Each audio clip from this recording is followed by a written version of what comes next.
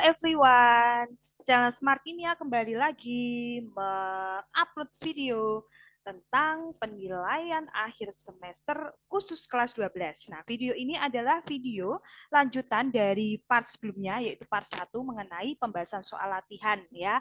Nah, part satunya sudah saya taruh linknya di deskripsi box. Nah, ini adalah part 2-nya dan juga untuk soal latihannya sudah saya upload juga.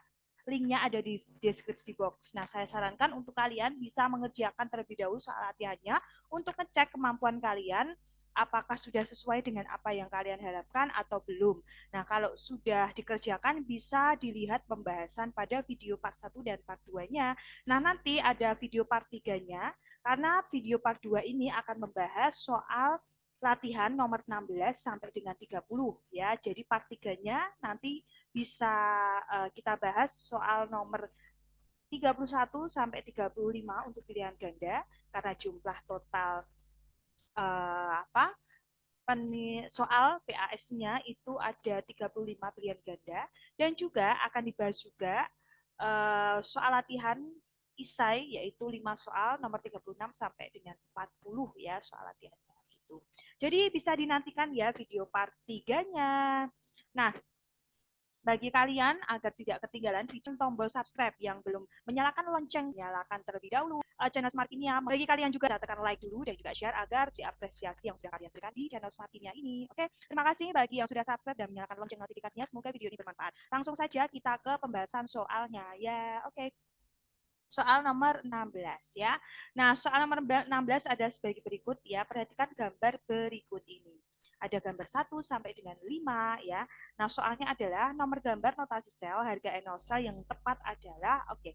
Nah, untuk menjawab soal nomor 16 di sini kalian harus ingat terlebih dahulu ya tentang deret volta ya, di mana di sini sudah saya tampilkan untuk deret voltanya, di mana dalam deret volta ini unsur-unsur yang berada di sebelah kanan itu semakin ke kanan semakin mudah mengalami reduksi, yaitu NO selnya semakin besar sehingga dia berperan sebagai katoda. Dan kalau dia semakin ke kiri, itu semakin mudah mengalami reaksi oksidasi yang berperan atau reaksinya berada di anoda, gitu ya.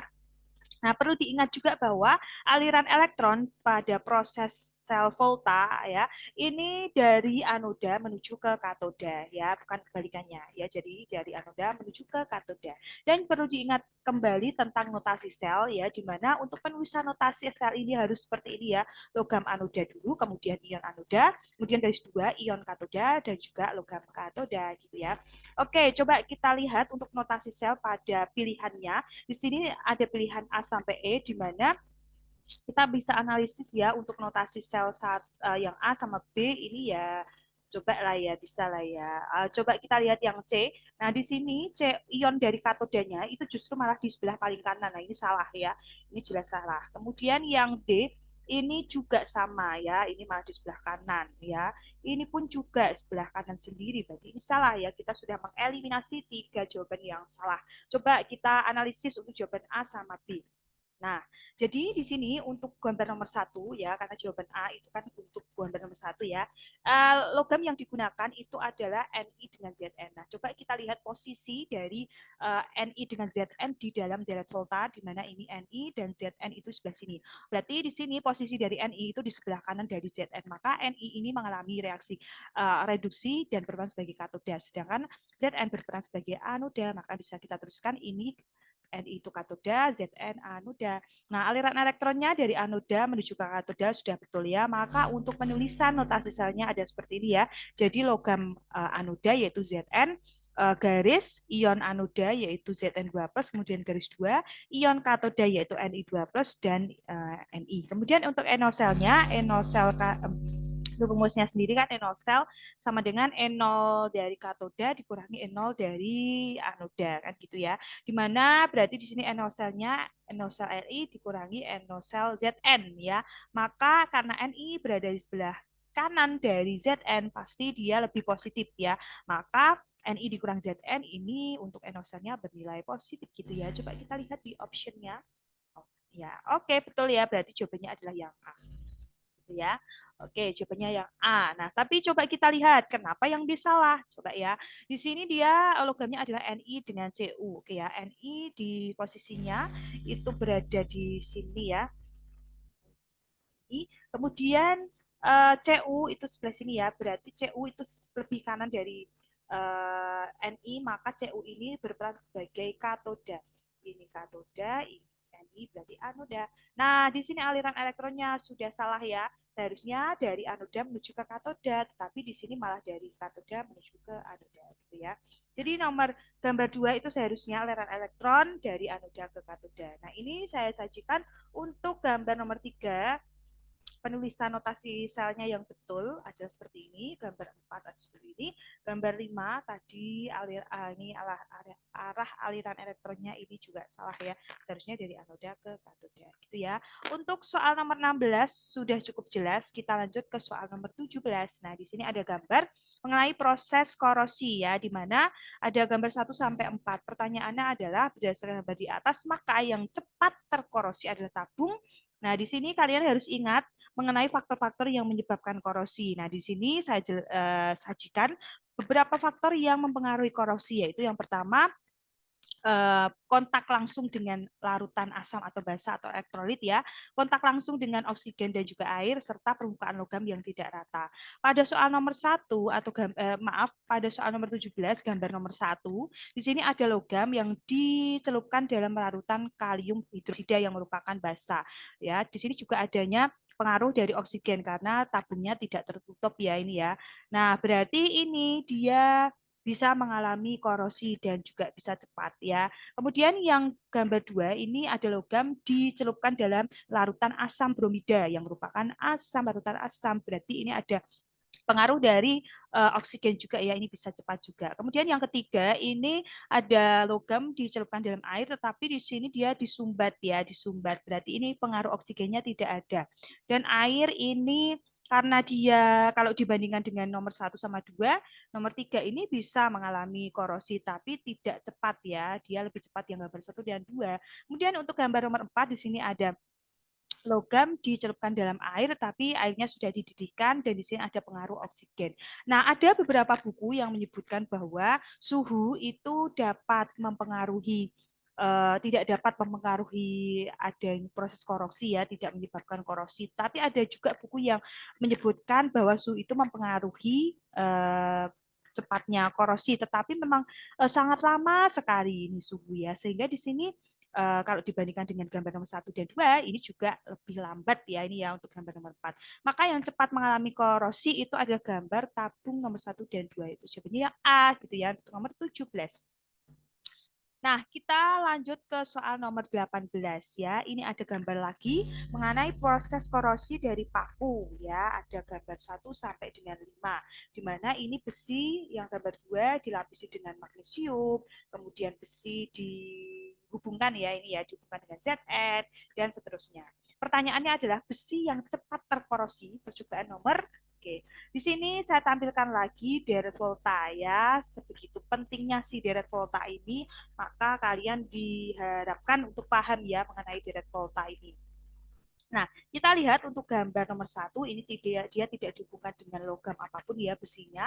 Kalau yang gambar 2, ini besi dihubungkan dengan magnesium. Coba kita lihat posisi dari besi, itu berada di sebelah sini, magnesiumnya berada di sebelah sini ya. Maka magnesium itu berada di sebelah kiri dari Fe, sehingga magnesium itu yang mengalami oksidasi ya. Maka magnesiumnya ini yang mengalami oksidasi, Fe-nya terlindungi bisa ya. Berarti ini tidak cepat ya untuk gambar nomor 2.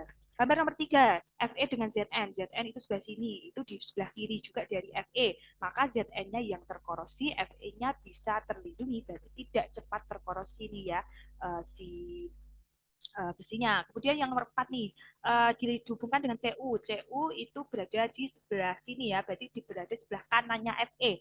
Nah, ini kalau dia berada di sebelah kanannya Fe, justru Fe-nya untuk gambar nomor 4 ini yang akan terkorosi, berarti ini yang cepat mengalami korosi ya untuk gambar nomor 4.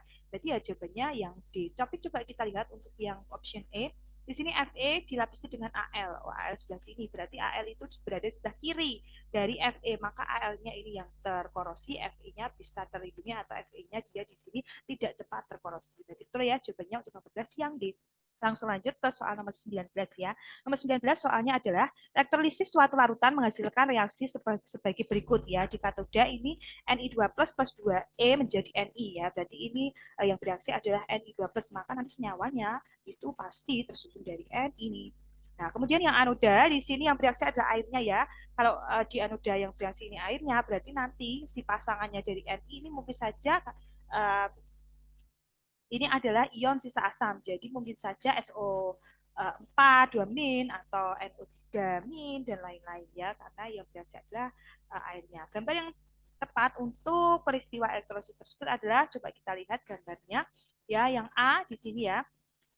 Yang A ini elektrodennya karbon, oke. Kemudian larutannya di sini K2SO4. Ini K yang larutannya ya, berarti ini jelas salah ya yang A ya. Kemudian coba kita yang lihat yang B. Di sini dia elektrodennya karbon, oke.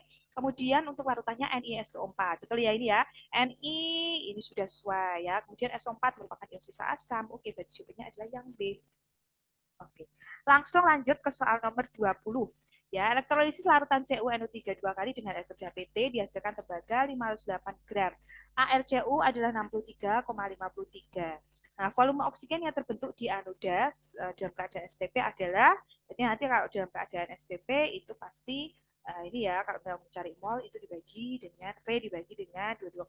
Tapi kalau mau mencari volumenya berarti nanti mol dikali dengan 22,4.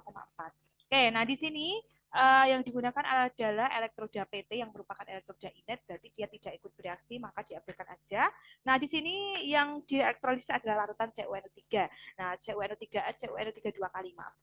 Nah, kalau larutan CuNO3 dua kali ini diionisasikan, dia akan menjadi Cu2 plus 2 NO3 min, di mana Cu2 plus ini akan bereaksi di katoda, yang 2 NO3 min ini bereaksi di anoda. Ya, nah di katoda reaksinya berarti Cu2 plus 2E menjadi Cu. Sedangkan di anoda itu karena dia di anoda adalah ion sisa asam, maka yang bereaksi adalah airnya ya. Maka reaksinya bisa dilanjutkan 2H2O menjadi O2 plus 4H plus 4E min.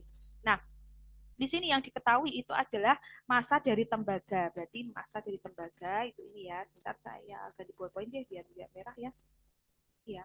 Nah, jadi ini ya, maka kita mencari mol dari Cu ya. Caranya adalah dengan menggunakan rumus gram per AR. Gram yang diketahui itu adalah 508 dibagi dengan AR, AR-nya ada 63,53. Hasilnya adalah 7,99 atau kita bulatkan menjadi 8 mol. Jadi di sini dia 8 mol. Nah, kita gunakan perbandingan koefisien karena yang ditanya itu adalah CO2. Di sini O2 itu koefisiennya 1 ya. Nah, ini Cu koefisiennya juga 1 dengan perbandingan koefisien karena Cu itu koefisiennya 1, dia yang dihasilkan 8 mol dan O2 juga 1 ya. Oke. Nah, 8 mol ini sudah kita dapatkan, tapi yang di sini yang diminta adalah volume dalam liter, maka kita ubah mol menjadi liter ya dengan cara PO2 sama dengan mol dikali 22,4. 8 kali 22,4 sama dengan 179,2 liter. Berarti jawabannya adalah yang B. Ya. Oke.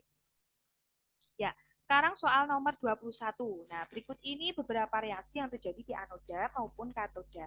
Reaksi yang terjadi di katoda dan anoda pada proses elektrolisis larutan NaCl, larutan ya, ingat ya. Dan elektrodanya adalah karbon. Oke, elektrodanya karbon berarti dia inert, jadi tidak ikut bereaksi, berarti kita abaikan saja. Kemudian NaCl, ya NaCl di sini kalau dia terion, nah ini kalian sudah sangat di luar itu Na plus dan juga apa Cl- ya. Nah, Na plus ini akan bereaksi di katoda, sedangkan Cl- bereaksi di anoda. Karena di katoda ini merupakan Na plus yang merupakan ion dari golongan 1A yang bereaksi bukan Na-nya ternyata, tapi yang bereaksi adalah airnya ya. Maka di sini di katoda kita tuliskan 2H2O plus 2E menjadi 2OH- plus H2. Nah, ini adalah reaksi nomor berapa nih? Oh, ternyata nomor 2 ya. Kemudian untuk di anoda itu Cl-. Oh, berarti kalau Cl- itu langsung di ya di oksidasi ya di sini ya. 2 Cl- menjadi Cl2 plus 2 N-. Nah, ini ada reaksi berapa nih? Oh, ternyata nomor 6. Berarti 2 sama 6 yang C. Oke, kita lanjut ke soal nomor 22. Sebanyak 2,75 gram endapan nikel dihasilkan dari elektrolisis larutan nikel klorida NiCl2 dengan arus 5 ampere. Waktu yang digunakan pada proses tersebut sebesar berapa detik? AR-nya adalah 59. Oke, kita sudah memiliki nih ya hukum Faraday 1 yaitu G sama dengan E dikali I dikali T per 96.500 atau E-nya di sini saya jabarkan menjadi AR per kilox ya. Nah, di sini akan saya kalikan silang yaitu D dikalikan dengan G ya, maksud saya. G dikalikan dengan 96.500 ya, G sama dengan AR per kilos kali I kali T. Kemudian di sini G kali 96.500 kali kilox ya, saya kalikan silang lagi, ini sama dengan AR kali I kali T. Kita mau mencari T nih ya, berarti di sini saya bagi ya, G kali 96.500 kali kilox per AR kali I sama dengan T. Kita masukkan G-nya yang diketahui 2,75 kali 96.500 kali 2. 2 dari mana sih? Dari sini ya, dari Ni, dari biloxnya NiCl2. Nah, coba ini saya tuliskan biar jelas ya. Di mana bilox dari total biloxnya itu adalah 0. Nah, Cl ini biloxnya min 1 kali 2 min 2, minus 2 ini yang kita masukkan ke dalam sini ya. Dibagi AR-nya adalah 59 kali AI itu harus ya 5 ampere. Oke, berarti jawabannya yang ini. Option yang sesuai dengan ini adalah yang A, gitu ya. Oke, cukup jelas untuk soal nomor 22, lanjut ke soal nomor 23. Untuk melapisi sendok dengan perak dilakukan elektrolisis larutan AgNO3. Apabila endapan perak 1,08 gram dan menggunakan arus sebesar 2 ampere, waktu yang dibutuhkan untuk melapisi sendok adalah, oke, kita bisa menggunakan rumus yang sudah kita dapatkan di soal nomor 22, yaitu T sama dengan ya, G kali 9600 kali bilox per AR kali I. Nah, G-nya itu adalah massa, berarti 1,08 gram ya di sini ya. Dikali 96.500 dikali 1, dari mana sih 1? Dari sini ya. Di mana bilox dari AG itu adalah per 1 ya, per 1. Kemudian dibagi AR dari AG itu di sini ternyata tidak diketahui ya. Nah, berarti kalian harus ingat AR dari AG itu adalah 108 ya, dikali I-nya itu 2 ampere. Oke, berarti tinggal kita kalikan dan dibagi. Hasilnya adalah 482,5 ya, yaitu option C. Jelas ya untuk nomor 23. Langsung ke soal nomor 24. Perhatikan gambar penipuan logam berikut. Pada proses penipuan tembaga dengan emas, reaksi yang terjadi di anoda adalah, oke, di sini saya akan tampilkan proses penyepuhan tembaga ya dengan emas. Nah, di sini ya. Nah, di sini anodanya itu adalah yang bereaksi ya, AU menjadi AU3 plus 3 emin. Ya, ini yang ditanya adalah reaksi di anoda. Oke, berarti AU menjadi AU3 plus 3 emin. Berarti jawabannya yang A gitu ya. Jadi kalian harus paham mengenai proses penyepuhan tembaga dengan emas ya. Ini sudah saya tampilkan. Oke, nah lanjut ke soal nomor 25 ya. Bacalah wacana berikut. Kunci yang terbuat dari besi akan disebut dengan logam emas menggunakan kuat arus 10 ampere selama 9.650 detik. Seperti gambar berikut. Oke ya, ini ya. Ada kunci ya di sini ya, ada gambar kunci. Pada proses penyepuhan kunci besi dengan logam emas diperlukan arus listrik ya sebesar 0,075 Faraday. Massa logam emas yang melapisi kunci besi tersebut adalah oke. Nah, jadi di sini sudah kita punya hukum Faraday 1 yaitu G sama dengan E kali I kali T per 96.500 di mana I kali T per 96.500 ini merupakan F ya, merupakan F. Maka saya tuliskan seperti ini boleh ya, G sama dengan E kali F.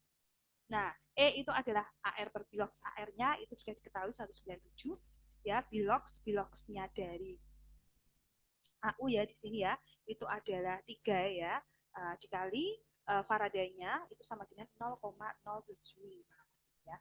Maka hasilnya adalah 4,925 gram dan jawabannya adalah yang C ya.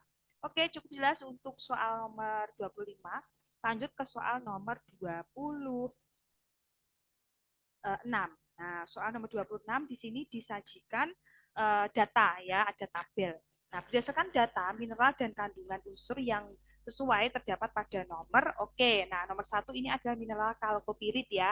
Kandungan kalau kalkopirit itu rumus kimianya itu adalah CuFe ya, CuFe S Fe S2 Nah, berarti di sini dia mengandung Fe ya kan, Fe. Nah, berarti di sini dia salah ya.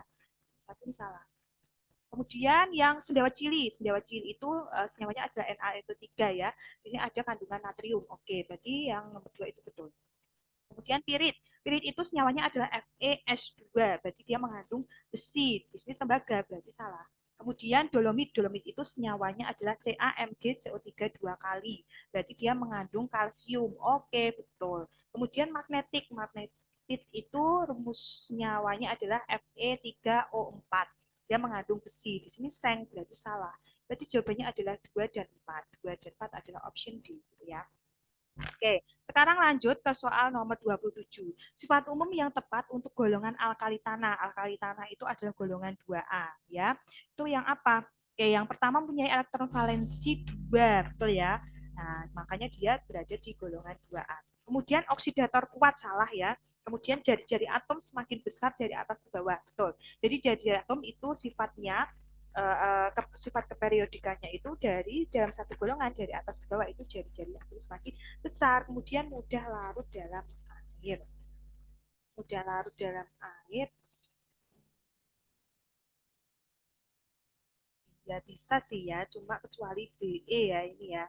Tapi kan ini untuk alkali tanah ya, berarti ini dia ini sebenarnya bisa, tapi kan kecuali BE. Tapi jadi ini kalau ada yang lain, kenapa nggak yang lain aja ya? Coba kita lihat ya 1 dan 3 ada nggak sih? Kalau nggak ada, berarti kita gunakan yang 4 nanti. Oh ada ya, berarti yang B, gitu ya. Oke. Sekarang soal nomor 28. Berikut ini sifat dari beberapa unsur ya. Sifat tersebut dimiliki oleh unsur atau senyawa. Oke, coba kita lihat unsur sifat-sifatnya. Unsurnya terdapat bebas di alam. Nah, di sini sudah tahu nih kata kuncinya bebas di alam. Nah, biasanya ini adalah unsur golongan gas mulia ya kan. Memiliki energonisasi yang sangat besar. Oke, sudah mendukung nih datanya nih gas mulia. Sukar bereaksi dengan zat lain ya, karena kan dia sudah stabil ya. Oke, sangat mendukung juga. Memiliki kerapatan yang rendah ya. Oke, berarti ini sudah jelas jawabannya adalah yang E. Ya, nomor 29.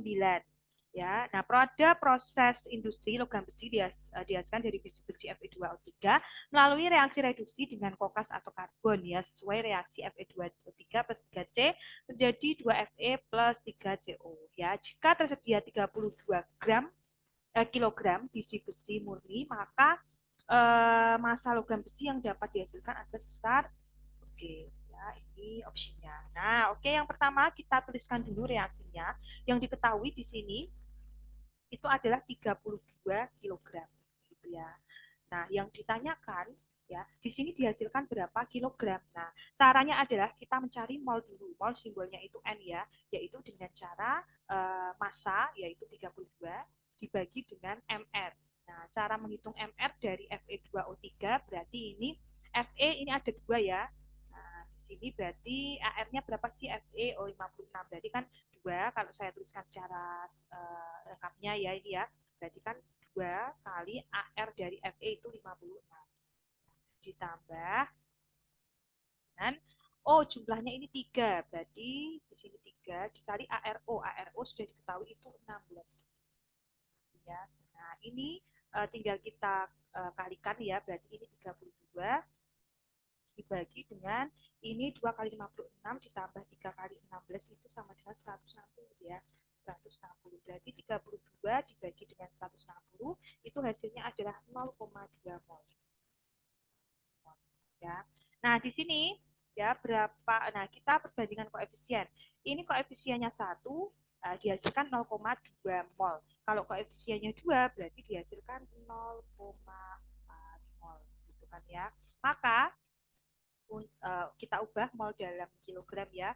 Berarti kalau kita sudah tahu mol sama dengan gram per atau massa dibagi dengan AR atau MR, berarti di sini untuk mencari kilogram atau massa itu sama dengan mol, molnya adalah 0,4 dikali dengan AR. AR-nya dari F itu adalah 56. 0,4 dikali 56 yaitu sama dengan 22,4 kilogram. Ini kalau mau dijadikan gram dulu di sini juga boleh. Lalu di sini nanti hasilnya kan kilogram diubah lagi ke Nah, kalau di sini gram berarti kan nanti di sini juga gram, maka nanti hasilnya juga gram. Tapi yang ditanyakan dalam kilogram. Jadi gram yang sudah akan didapat itu dijadikan kilogram. Gitu ya. Berarti jawabannya adalah yang C29. Oke, yang terakhir ya. Terima kasih bagi kalian yang sudah menonton video ini sampai akhir sampai nomor 30 ya. Berarti kalian bisa mendapatkan pembahasan secara lengkap ya sampai dengan nomor 30. Oke, coba kita lihat untuk soal nomor 30 soal terakhir ya. Balikan data berikut ini ya, ada tabel. Data yang menunjukkan hubungan antara nama, senyawa, proses pembuatan dan kegunaannya adalah oke. Yang nomor satu ya, ini asam sulfat. Asam sulfat itu proses pembuatannya itu bukan Wöhler ya namanya ya, tapi adalah kontak ya. Ini adalah proses kontak seharusnya ya. Ini kegunaannya benar sih ya, tapi di sini dia salah ya, berarti bukan nomor satu. Kemudian untuk yang nomor dua itu amonia. Amonia dia prosesnya adalah Haber-Bosch betul ya. Kegunaan dari amonia itu sebagai pembuatan pupuk urea ya, bukan sebagai obat gatal ya. Ini berarti salah ya ini ya. Oke. Kemudian yang ketiga natrium bikarbonat ini proses pembuatannya dikenal dengan proses sulfide betul, di mana natrium bikarbonat itu berguna untuk pengembang kue. Oke, berarti ini betul ya. Kita simpan dulu jawabannya, tapi kita lihat untuk yang 4 dan 5. Asam nitrat itu proses pembuatannya itu bukan tanutium ya, tapi adalah Oswald ya. Kemudian yang nomor 5 kalsium fosfat ini prosesnya bukan Oswald. Oswald ini harusnya si asam nitrat tadi ya. Dia prosesnya itu biasanya dengan esterifikasi gitu ya. Oke, dia berarti jawabannya ini yang C. Oke, ya baik, terima kasih bagi kalian yang sudah menonton video ini sampai akhir. Jangan lupa jika video ini bermanfaat, bisa ya kalian tekan like, tidak ada ruginya kalian menekan like, dan juga tidak ada ruginya kalian subscribe, kemudian nyalakan lonceng notifikasinya ya, karena ini insya Allah akan bermanfaat untuk kalian ya. Dan juga kalian bisa memberikan apresiasi ya untuk video ini, untuk channel Semakinnya, dengan cara share juga ke teman-teman kalian ya, agar teman-teman kalian juga mendapatkan informasi gitu ya. Oke, terima kasih, sampai sini dulu untuk video kali ini. Semoga tidak terlalu panjang ya, tetapi ya nggak apa-apa ya kalau memang agak panjang, tapi semoga pembahasannya bisa diterima dengan baik. Jika ada komentar ataupun saran, bisa dituliskan di kolom komentar. Sampai bertemu di video part 3-nya ya. Terima kasih, bye-bye.